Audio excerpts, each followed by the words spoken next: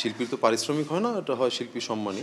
ওটার অনারিয়াম কি সংগঠন ঠিক করবে? মানে একটা জাতীয় সম্প্রচার মাধ্যম, জাতীয় টেলিভিশন তো ফাইজলামি না আসলে। যারা আপনার লিড ক্যারেক্টার প্লে করে, প্রোটাগনিস্ট, তাদের সম্মানী কিন্তু প্রডিউসার, ডিরেক্টর এবং আর্টিস্ট মিলেই ঠিক করে। যেমন আপনি যদি শাহরুখ খানের কথা বলেন, শাহরুখ খানের রেমুনারেশনটা বা অনারিয়াম, শিল্পী সম্মানী যদি বলি, শিল্পীর তো পারিশ্রমিক হয় না, এটা হয় শিল্পী সম্মানী। ওটার অনারিয়াম কি সংগঠন ঠিক করবে? শাহরুখ খানের অনিয়াম তো উনি প্রডিউসার বসে তার বাজারজাত করার পর চলচ্চিত্রটা কতটুকু মার্কেট পাবে ওটার উপর ভ্যারি করে। তো আপনি যেটা বললেন ওটাও ঠিক আছে। বাংলাদেশে এরকম যদি কোনো একটা নিয়মের ভিতর আনা যায় যে এই গ্রেডের ধরেন 2টো বা 3টা গ্রেড থাকলো, এ গ্রেড শিল্পীরা এরকম সম্মানী পাবে, বি গ্রেড শিল্পীরা, সি গ্রেড শিল্পীরা, এটা করা যায়। তবে এটা আমার মনে হয় যে এটা সব সংগঠন মিলে বসে একটা সময় নিয়ে সবার সাথে আলোচনা করে তারপর এটা নির্ধারণ করলেই ভালো।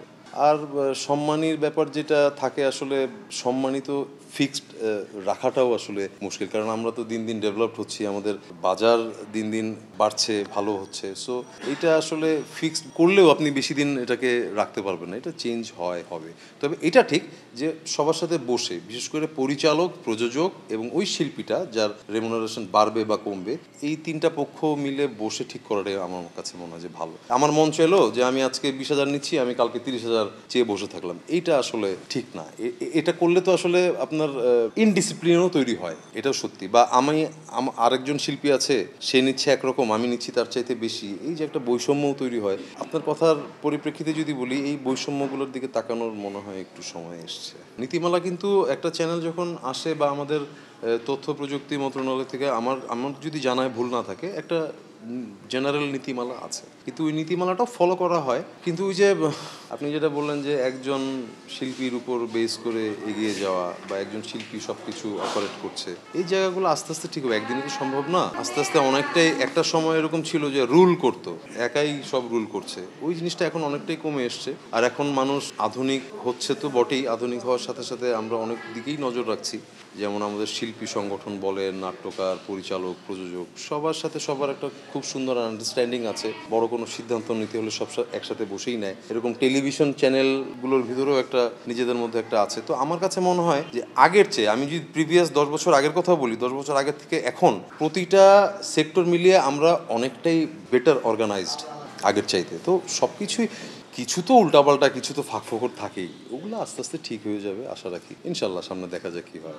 মানে একটা জাতীয় সম্প্রচার মাধ্যম, জাতীয় টেলিভিশন তো ফাইজলামি না আসলে। এটা খুব সিরিয়াস একটা ইস্যু। এখানে যারা ওখানকার নীতি নির্ধারক আছেন বা দায়িত্বে আছেন, তাদেরও যেমন দায়িত্ব সব বিষয়গুলি খেয়াল করা, যে নিউজ পড়ছে বা যে অভিনয় করছে, প্রতিটা, যেহেতু সারা দেশের মানুষের পাশাপাশি বিশ্বের মানুষও দেখে। সো এটা তো আমার সংস্কৃতিটা থেকে তো আমাকেই ঠিকঠাক মতো রাখতে হবে। ওনাদেরও যেমন দায়িত্ব, আমরা যে পারফর্ম করছি আমাদেরও কিন্তু দায়িত্ব, আমাদের হোমওয়ার্ক করতে হবে। বা আমি যদি সামহাও মিস করি, ভুলে যাই, যে ডিরেকশন দিচ্ছে উনি আমাকে ভুলটা ধরিয়ে দিবে যে না, এই উচ্চারণটা এইভাবে না, এইভাবে করো। এইটা আসলে সবারই দায়িত্ব, সব জায়গায় সবারই সব নিজ নিজ জায়গায় সচেতন থাকতে হবে, এটা আমি মনে করি। আর আপনি যেটা বললেন যে কোনো ঠিক ঠিকানা নেই, কি হচ্ছে না হচ্ছে, আমি বুঝতে পারছি আপনি কি বলতে চাচ্ছেন, যে মানটা একটা সময় টেলিভিশন নাটক, আসলে কি একটা সময় তো শুধু একটাই মাধ্যম ছিল, বিটিভির নাটক ছাড়া আপনি অন্য কোথাও তো আমাদের দেখার সুযোগ ছিল না, টেলিভিশন মানেই বিটিভি। সো তখন আমরা এক বিটিভির নাটকে 2টো সিন করেছে একটা নাটকে, সেই মানুষটাকেও মানুষ চিনে ফেলতো, খুব ভালো পরিচিতি পেয়ে যেত। এখন যেহেতু অনেক মাধ্যম বেড়েছে, তার চেয়ে বড় কথা এখন ইন্টারনেট সবার হাতের মুঠোয়। সো এখন আপনি তো শুধু একটা জায়গায় দেখছেন না, অনেক কিছু দেখার সুযোগ পাচ্ছেন। যত যাই হোক, আমি আমার নিজের পক্ষে সাফাই গাইবো না।